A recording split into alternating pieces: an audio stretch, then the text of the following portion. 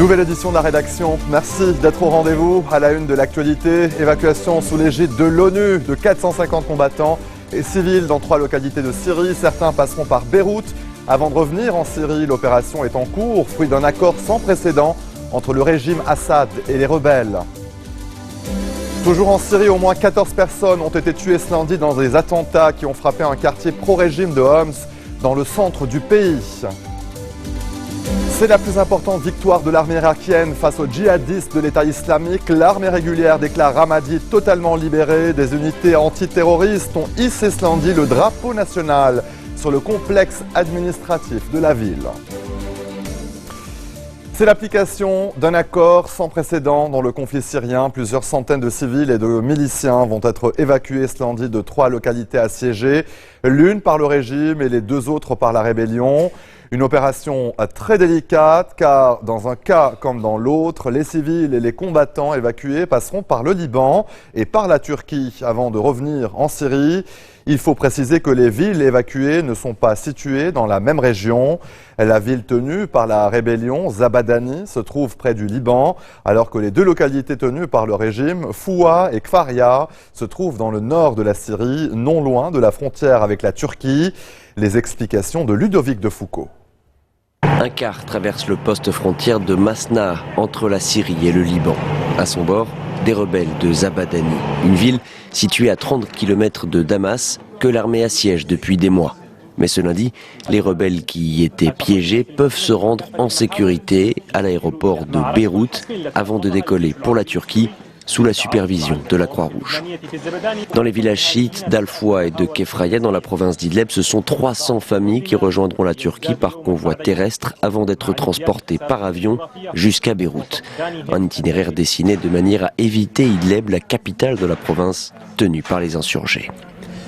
Début décembre, un accord semblable avait été conclu à Homs. 300 combattants du quartier de Vaher et 400 membres de leur famille avaient été conduits à Idleb. En échange, ils avaient remis leurs armes lourdes aux autorités syriennes. Cela fait plusieurs mois que les Nations Unies et des gouvernements étrangers tentent d'imposer des trêves localement et d'organiser l'évacuation de populations assiégées. Ce dernier accord est perçu comme un signe encourageant avant les pourparlers de paix prévus fin janvier à Genève sous l'égide de l'ONU. Des négociations entre l'opposition et le régime de Damas qui porteront notamment sur un cessez-le-feu, un gouvernement de transition et des élections. Toujours en Syrie, au moins 14 personnes ont été tuées ce lundi dans des attentats qui ont frappé un quartier pro-régime de Homs dans le centre du pays. Ces attaques suicides ont également fait au moins 132 blessés. Une grande partie de la province de Homs reste toujours sous le contrôle des insurgés, notamment ceux du Front al-Nosra dans le nord et du groupe État islamique dans l'est, dont la célèbre ville antique de Palmyre. Depuis 2011, le conflit en Syrie a fait plus de 250 000 morts et poussé à l'exode des millions de personnes. Je vous l'annonçais en titre, c'est la plus importante victoire de l'armée régulière irakienne face aux djihadistes de l'État islamique. Des unités antiterroristes de Bagdad ont hissé ce lundi le drapeau national sur le complexe administratif de la ville de Ramadi, reprise dès hier par l'armée. Les forces armées irakiennes ont dû avancer très prudemment. Les djihadistes avaient laissé derrière eux des centaines, voire des milliers de bombes et engins explosifs qu'il a fallu désamorcer. Tous les civils ont quitté le centre de Ramadi, dévastés par les combats. Certains ont pu être évacués, d'autres ont été utilisés comme boucliers humains par les djihadistes. La victoire de Ramadi pourrait annoncer une nouvelle offensive, cette fois-ci pour la libération de la ville de Mossoul, là où le chef de l'État islamique, Abu Bakr al-Baghdadi, avait proclamé son califat. Dans le reste de l'actualité, en Afghanistan, les talibans ont perpétré un nouvel attentat suicide qui a fait un mort près de l'aéroport de Kaboul. Les insurgés auraient visé un convoi des troupes de l'OTAN, l'une de leurs cibles favorites. Dans leur communiqué de revendication, ils ont fait état de la mort de plusieurs soldats étrangers. Une information aussitôt démentie par l'Alliance Atlantique qui avait perdu 6 soldats américains dans une attaque similaire il y a une semaine près de la capitale afghane. Ce nouvel attentat a par ailleurs fait une dizaine de blessés. Il intervient alors que Kaboul tente de relancer les négociations de paix en suspens depuis l'été dernier. Une réunion avec le Pakistan, les États-Unis et la Chine pourrait avoir lieu la semaine prochaine. Eh bien, les talibans n'ont pas encore réagi à cette annonce. Restez des nôtres, on se retrouve après cette courte pause.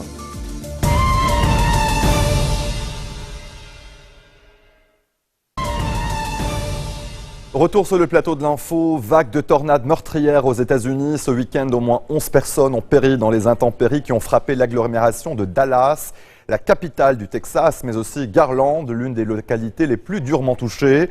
Et les prévisions météorologiques ne sont pas rassurantes. Des tempêtes de neige pourraient frapper le centre des États-Unis. Des inondations dangereuses sont également attendues depuis le nord du Texas jusqu'au centre de l'Illinois. Florence Gaillard. Dans les rues de Garland, près de Dallas, les habitants constatent les dégâts. Des voitures et des camions balayés, des toits arrachés, des façades éventrées.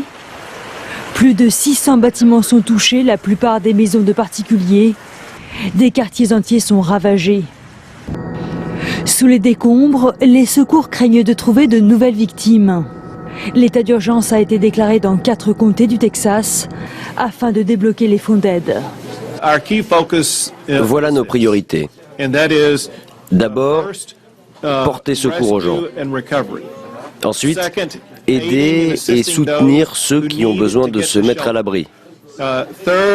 Et enfin, aider les familles et les communautés à faire face aux défis qui les attendent pour reconstruire. Samedi, une tornade de niveau 4 a frappé l'agglomération de Dallas avec des pluies torrentielles et des rafales de vent dépassant les 300 km/h. On n'avait pas vu ça depuis 1954. Si les tornades sont fréquentes dans le sud des États-Unis au printemps, elles sont rarissimes en décembre. D'après le service américain de météo, le temps ne devrait pas s'améliorer cette semaine. Des tempêtes et plusieurs tornades pourraient encore se produire, notamment au Texas. Le gouvernement britannique annonce, lui, l'envoi de 200 soldats supplémentaires pour venir en aide aux sinistrés dans le nord de l'Angleterre. Près de 300 militaires sont déjà mobilisés pour soutenir les autorités locales et les volontaires de la Croix-Rouge dans les régions victimes d'inondations. Hier, plus de 6000 foyers étaient toujours privés d'électricité. Mounia Benaïssa. En lieu et place des routes de campagne, des étendues d'eau à perte de vue. Dans le West Yorkshire, le paysage s'est transformé. Un peu plus au nord aussi, à York, des quartiers entiers sont inondés. Face à la montée des eaux, certains habitants se sont sentis pris au piège. Je suis dévastée, sous le choc. C'est arrivé si rapidement sans qu'on y soit préparé. Personne ne nous a prévenu que l'eau allait monter si vite. Dans de nombreuses rues, ramer est devenu indispensable pour se déplacer et pour évacuer les sinistrés. Malgré l'intervention de techniciens ces derniers jours, des milliers de foyers restent encore privés d'électricité. Il y a en principe 1 à 2 inondations par an. On dit toujours à York que c'est normal, ce sont des jours comme les autres. Mais là, beaucoup de routes sont fermées, contrairement à d'habitude. C'est le pire qu'on ait vu à York, probablement depuis 2000. Dans les régions les plus touchées, l'armée est venue prêter main forte au secours. Au total, 500 soldats devraient être déployés sur le terrain, plus si la situation venait à empirer. Nous ferons tout ce qui est en notre pouvoir pour venir en aide à la population dans ces moments difficiles, en faisant face à ces pluies sans précédent qui ont causé ces inondations. Dans certaines régions, et particulièrement à York, l'urgence est vitale.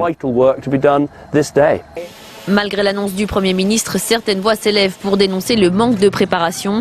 Les travaillistes demandent notamment le maintien des investissements dans les zones à risque pour une meilleure protection contre les inondations. Nous discutons toujours avec le gouvernement pour nous assurer que nous aurons les fonds nécessaires pour des défenses anti-inondations. Est-ce que ces barrages auraient pu empêcher ce qui s'est passé? C'est difficile à dire.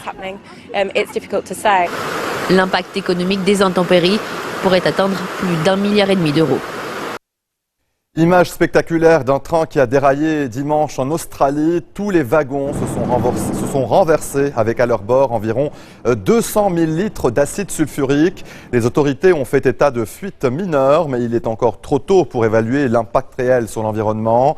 Il n'y a pas de cours d'eau à proximité du site de l'accident qui a eu lieu dans la région occidentale du Queensland, dans une zone isolée et difficile d'accès. Le déraillement pourrait avoir été causé par une récente montée des eaux. 3 personnes ont été légèrement blessées. La Corée du Sud et le Japon ont conclu ce lundi un accord historique sur l'épineuse question des femmes de réconfort, un système de prostitution mis en place par l'armée nippone pendant la Seconde Guerre mondiale. Tokyo a accepté de verser 7,5 millions d'euros de dédommagement aux victimes. Lucie Debiol nous en dit plus. La poignée de main est historique. Depuis des décennies, Japon et Corée du Sud s'affrontaient sur la question des femmes de réconfort. Avec l'accord trouvé ce lundi, Tokyo reconnaît une nouvelle fois sa responsabilité. En tant que Premier ministre du Japon, Shinzo Abe présente une nouvelle fois ses excuses sincères à toutes les femmes de réconfort qui ont connu tant de souffrances et subi des blessures physiques et psychiques irréparables. Les femmes de réconfort, ce sont ces centaines de milliers de Sud-Coréennes forcées à se prostituer par les Japonais au moment de la Seconde Guerre mondiale. Aujourd'hui devenues de vieilles femmes, elles se battent pour que leur souffrance soit reconnue. Pour elles, l'accord annoncé doit maintenant devenir concret. De toute façon, le gouvernement essayait de trouver une solution pour cette fin d'année.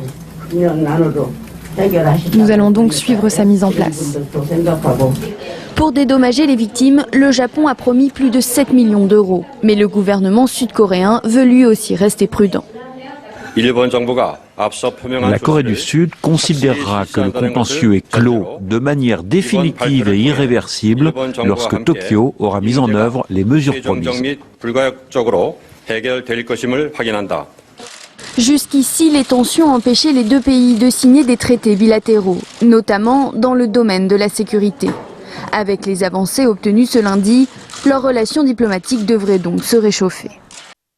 Un mot de sport avant de se quitter, le Globe Soccer Award du joueur de l'année a été remis à Lionel Messi lors d'une cérémonie à Dubaï. L'attaquant argentin qui a marqué 51 buts et donné 26 passes décisives en 2015 succède au palmarès à Cristiano Ronaldo. Les deux hommes seront encore en compétition le 11 janvier prochain pour l'attribution, cette fois du Ballon d'Or. Ce dimanche se tenait à Dubaï les Globe Soccer Awards, une cérémonie qui récompense les acteurs qui ont marqué de leur empreinte l'année écoulée sur la planète football. Sans grande surprise, Lionel Messi reçoit le prix du meilleur joueur de l'année. Le quadruple Ballon d'Or succède ainsi à son éternel rival portugais, Cristiano Ronaldo. 7 fois champion d'Espagne, 4 fois champion d'Europe. Sur la saison 2014-2015, Messi aura inscrit 58 buts en 57 matchs, toutes compétitions confondues. Une distinction de prestige pour un joueur hors norme. Bien évidemment, je suis honoré. C'est toujours très agréable de recevoir ce genre de prix, mais comme j'ai l'habitude de le dire, le plus important c'est l'esprit d'équipe et c'est la réalité même quand vous recevez un prix personnel. Donc je suis vraiment content et je voudrais remercier tout le monde ici. Le Barça a également été élu meilleur club de l'année face à 4 autres candidats, le Bayern Munich, le Dnipro, la Juventus Turin et le Paris Saint-Germain. Le club catalan a même été triplement à l'honneur hier soir puisque son président, Josep Maria Bartomeu, a également été primé au titre de meilleur dirigeant de l'année 2015.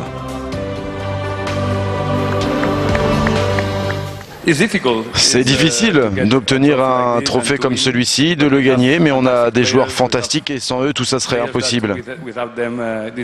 Donc ce trophée c'est pour les fans, pour nos membres et bien sûr pour nos joueurs et le staff. Le titre de meilleur entraîneur de l'année revient lui à Marc Wilmots, le sélectionneur des Diables Rouges qui est parvenu à qualifier la Belgique pour l'Euro et les a amenés à la première place mondiale, reçoit sa première récompense internationale. Il succède à Carlo Ancelotti, Pep Guardiola et José Mourinho. Alors, je crois qu'il faut surtout avoir beaucoup de passion, beaucoup d'envie, mettre des jeunes dans des bonnes conditions de travail, prendre les bonnes décisions et avoir un staff très compétent. Donc voilà, c'est un ensemble de choses qui a rassemblé ce peuple belge, où on a essayé de diviser beaucoup, mais là, l'équipe a beaucoup rassemblé le peuple et on est très fiers de recevoir ce prix. 2 awards d'honneur ont également été décernés hier à 2 joueurs pour honorer leur brillante carrière. Le premier à Andrea Pirlo, l'Italien, champion du monde en 2006, double vainqueur de la Ligue des Champions avec le Milan AC en 2003 et 2007. 4 fois champion d'Italie avec la Juve, il évolue désormais en MLS à New York City. Tout comme le deuxième lauréat Frank Lampard, l'ex-star de Chelsea, qui avait remporté la Ligue des Champions en 2012 avec les Blues. Et c'est la fin de ce journal. Tout de suite, le rappel des titres. Évacuation sous l'égide de l'ONU de 450 combattants et civils dans 3 localités de Syrie. Certains passeront par Beyrouth avant de revenir en Syrie. L'opération est en cours, fruit d'un accord sans précédent entre le régime Assad et les rebelles. Toujours en Syrie, au moins 14 personnes ont été tuées ce lundi dans des attentats qui ont frappé un quartier pro-régime de Homs dans le centre du pays. Et c'est la plus importante victoire de l'armée irakienne face aux djihadistes de l'État islamique. L'armée régulière déclare Ramadi totalement libéré. Les unités antiterroristes ont hissé ce lundi le drapeau national sur le complexe administratif de la ville. Merci de votre attention. L'info continue sur notre antenne.